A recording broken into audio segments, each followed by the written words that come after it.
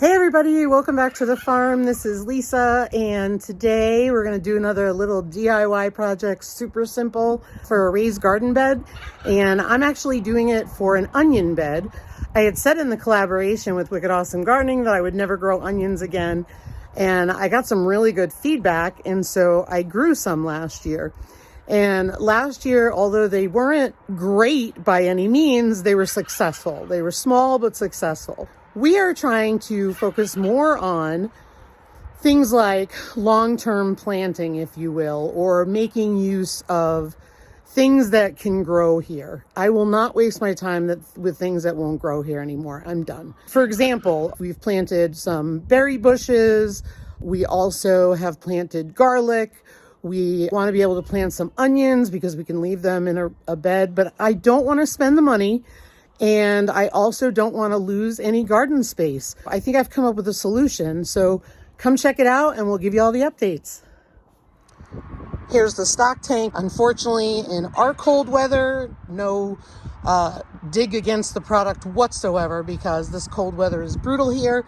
It cracked, and it was probably because it was very cold when I lifted it up to empty it and cracked it.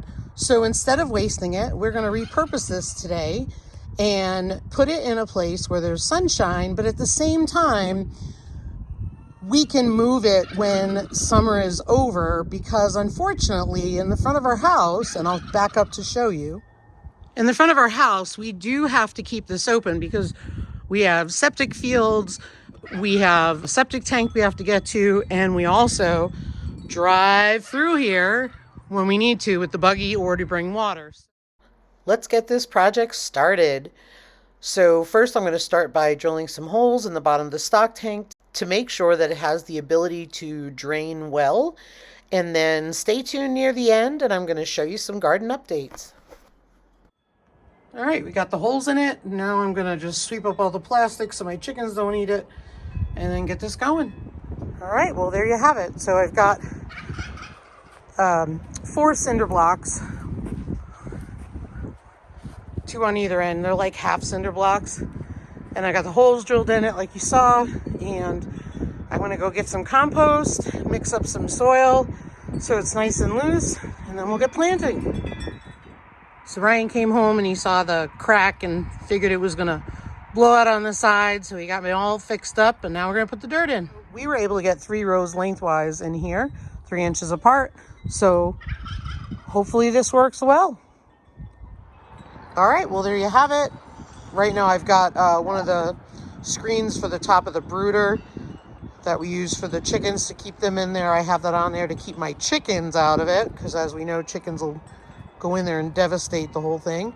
But I will put something more permanent on it because we'll be needing that for the meat birds. And there's the berry cart. It is working out so well, so easy to move in and out. And over here in the raised bed, we have asparagus that has been in here for 3 years, and then Ryan just added more to fill most of the bed up. It's about 3/4 of the bed is asparagus, and then I planted horseradish last September, and it started to come up, and then of course we got cold, so we're gonna see how that goes, but I did read that the 2 are good to plant with each other, and we'll have to keep the horseradish in check. I do realize that, but I would love to have some horseradish. So that's what this bed is going to be. If you remember, last fall I planted some garlic, and then about a month ago, the end of March is the back variety or the back plants. And then here in the front was the beginning of April. I had some extra cloves of garlic, and I said, you know what? I'm planting these. So I've got the straw off my garlic. It was frozen and to the point where the garlic will not be able to grow up through. So I removed it all and then shook some back over it to keep it mulched and put a makeshift fence around it, except for the back, which I will do later, but that'll keep my chickens out. And so we've got our garlic bed. All right, guys, well, thanks for coming along. Well, I got this quick project done. Just goes to show you, I mean, it's just not worth tossing out the stock tank until it falls apart. So might as well use it. Thanks for watching. Have a great day. Take care.